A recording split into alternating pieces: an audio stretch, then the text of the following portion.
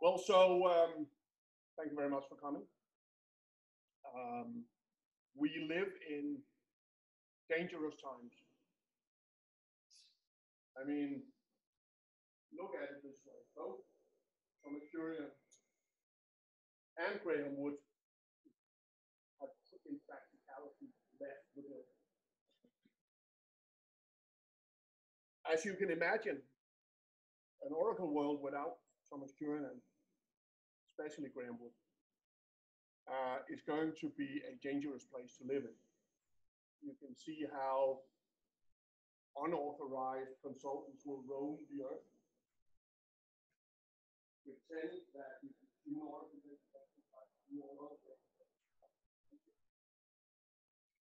stuff like that.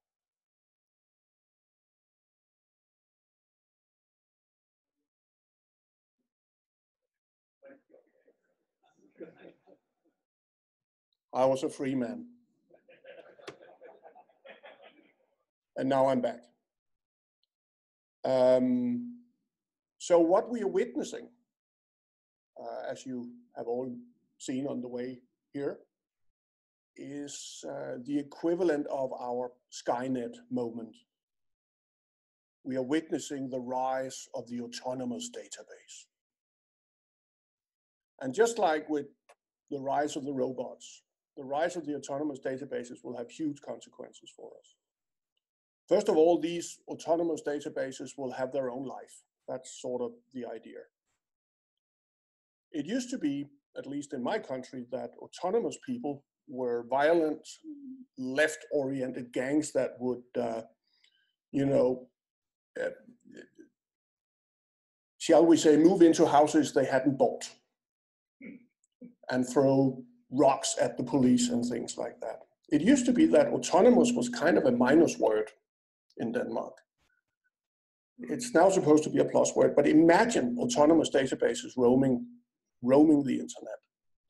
What could happen? Well, first of all, as Graham has pointed out to me this morning, they will probably start generating their own data. They will be hunting in packs and they will learn. That might actually take care of some problems, and it might also create some new problems. But what I fear the most from the rise of the autonomous databases is that they will fall in love with all sorts of weird databases. They will suddenly be free to suddenly go, oh, that cutie over there named Elasticsearch looks really flexible. And then what can happen? We don't know. We know that we're on the verge of a very dangerous thing. Fortunately, as pointed out by several people this morning over coffee, every time we think we've got it nailed with databases, some programmers will rise to the challenge. We have yet, all of us, we have yet to see a database that can fully cope with the creativity of programmers. Just when you thought this is the fastest, biggest, baddest sub-zero response time database system, the developers will come up with something new. It could be a new language, a new framework, or just a new idea. Something that makes the eternal loop looks like something you want. And so I think we should start thinking about the developers not as unfriendlies towards the databases, but actually as the resistance. If anybody can keep down autonomous databases, it's the developers. And I encourage you to submit ideas to help them. I'm sure there are many ideas, and I'm sure whenever Graham either unretires, just like Dave Enter did 5 times, or just writes his memoirs, he will just have to write down whatever problems he traveled around the world fixing, and we will have the recipe for the resistance. You know, we have to teach them fast how to keep these databases down. What else is new? Well, how long have I got now? 24 minutes. I like your way of thinking. Right. With respect to data, it used to be, you know, we just were worried about big data a couple of years ago. Now we're worried about two other kinds of data problems or situations. One is, of course, has to do with the whole cyber threat, and the other has to do with something we in Europe invented, which you will be grateful for, called GDPR. You will love it. And that's an order. Remember, as I've always said, we don't live off solutions. We live off problems. And I think GDPR is a giant leap in that direction. It will create many, many good jobs in the years to come. It already serves one practical purpose. Whenever you're trying to convince people that don't know shit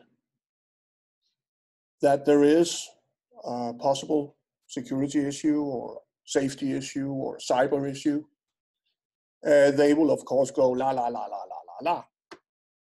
You can now say GDPR, and they will go, right, we should fix this. So it's already helping us in ways we couldn't foresee, namely forcing idiots to accept some of the things that should be done on the security side. And what is the situation in cyberspace? Well, I used to spend some time running around during the first Cold War with a gun in my hand and what have you. I never got to shoot Russians, but it was, you know, that was the general idea. One day I would shoot Russians. Is Alex Gorbachev here? No. Well, so I succeeded, yeah. Yeah, yeah. A dead Russian is a good Russian. This goes out to Alex.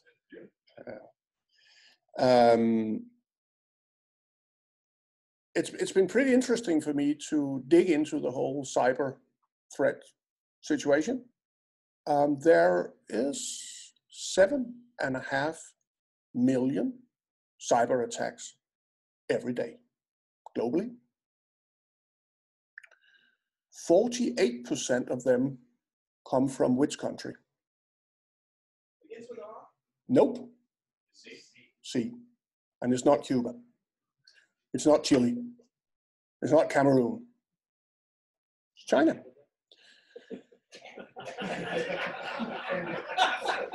Yeah, but they just legalized weed, so I think we'll be, yeah, they'll be fine. Oh, they'll be fine. So yeah, 48% of cyber attacks or attempts to dig into systems come from China. And I believe most of you either know or can guess my general attitude towards the current president of the United States of America. However, on this China thing, he is actually taking one for the team. The Supermicro hardware hack, I'm sure, how many of you are familiar with the Supermicro hardware hack? Basically, they succeeded in going into the production and placing an extra little chip, camouflaging it as another kind of chip, meaning that Amazon, Apple, and others were completely compromised in their data centers for many years, and they totally deny it. But it is true. But the other thing is, 2 years ago, the same thing was discovered with everything Lenovo. Lenovo laptops and Lenovo tablets are completely and utterly compromised. And so, for instance, take a famous Danish bank called Danske Bank. They're kind of in the news now and then. They are washing stuff. They have outsourced everything to IBM, and so everybody in Danske Bank is using Lenovo equipment, which means that they can be firmware updated remotely at any point in time. Huawei, is that how it's pronounced? Huawei, whatever. Yeah, they make routers. The Danish National Police and TDC, that runs everything infrastructure, internet thing in Denmark, they had a little bidding thing a couple of years ago, and the security services said you should not buy Huawei since they can be remotely firmware updated 24/7 from China.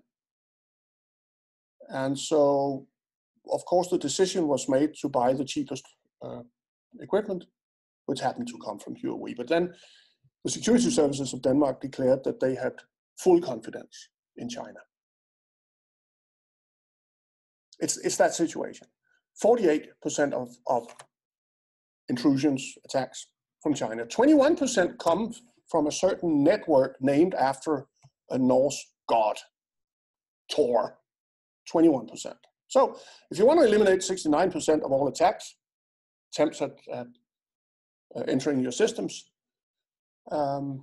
just turn off China and Tor. We see I have a little cyber outfit called Nordic Cyber Security Partners. We and our friends see Chinese spy programs in at least 2/3 of the installations we check out these days. And the record was in a small, I just say small in order to hide its real identity, a small Danish pharmaceutical company, where they had a program that woke up once a year and sent data to China for 2 minutes. That's how it is. So China is not interested in destroying.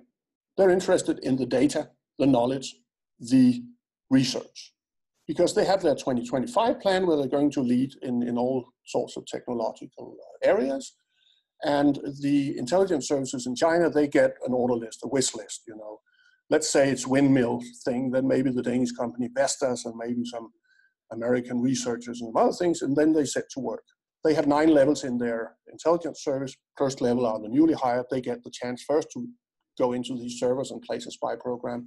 If they fail, the second level guys, third. On the 4th level, they will write a program personally to you. And my friends, and they include offensive hackers in the Danish intelligence service, they say they will get in. It's not a question. They will get in. It's just a question of what you do. It's like in the Cold War I, where, well, we know he's a spy. Do we want to kill him? Because then they'll send in an even smarter spy. Or do we want to feed him garbage? This is what's going on at the moment. Russia are basically in the cyber field, and only in the cyber field, assholes. That's basically what they are. And the principle there, which everybody abides by in the cyber world, is it's okay for you, even if you're a criminal, to operate in cyberspace as long as you piss out of the tent. Do not piss into the tent, because then we will poison you. That's how it is. They basically think that everybody is against them and that we're going to attack them. And so anything that can spread confusion and anger and stuff among all those countries surrounding them is good. So the trolls in St. Petersburg, which by the way sometimes forget to delete their location thing on Twitter, which is kind of stupid. And you can also tell if they're operating because it will be within the standard working hours of St. Petersburg, by the way. We can see that they're just poor guys that have to go, today I have to argue against GMO. Tomorrow I have to argue for GMO. That's the kind of thing they do. They will eventually be weeded out, just like, in the first Cold War, they would be, supporting the peace movement, the nuclear weapons, no thank you, the non-nuclear, whatever stuff. They just want to keep us, imbalanced, which we are not. Iran, they're supporting China a little bit, trying to make some money, but it's not serious. North Korea, brilliant stuff. They basically need to get money for this guy. That's what they do. And the rest of them are kind of, what we call hobby terrorists and small-time players. But if you are if you have a teenage son or daughter who's kind of bored of playing video games, what they can do is that they can go to that famous page where you can buy exploits. The most expensive exploit at the moment on that page is for the latest version of iOS. The price is $3 million. And then for $1,000, you can get exploits for Windows NT or something. Fortunately, every time somebody uploads a picture to Facebook or whatever, there's metadata involved there. And some kind people are harvesting all that metadata from all over the media and placing it on a web page. So you go together with a couple of your pals and buy an exploit for $1,000. And then you go over on this web page and find out who's still running NT. You'll be in business within a few minutes. Another trick, which one of my friends did the other day, he ordered a DDoS attack on his own server that he had rented for the purpose. And ordering a DDoS attack these days is kind of easy and cheap and standardized. These are businessmen. He spent some time making a persona on I think on Skype or something. And then he went and paid with a discrete credit card that maybe he got the information from somewhere else about it. And then he ordered 1 hour, just 1 hour of DDoS attack on his own server. The next day from 2 o'clock to 3 o'clock in the afternoon. And he paid €3. I'm sure there's some discount if you order more than 1 hour. And the next day, 3 seconds past 2 o'clock, that server was just down. And at 3 o'clock, boop, it was up again. The reason he did it was he wanted to trace where the bots came from. And so he was tracing the attackers. And half of them were cheap watches bought on Wish.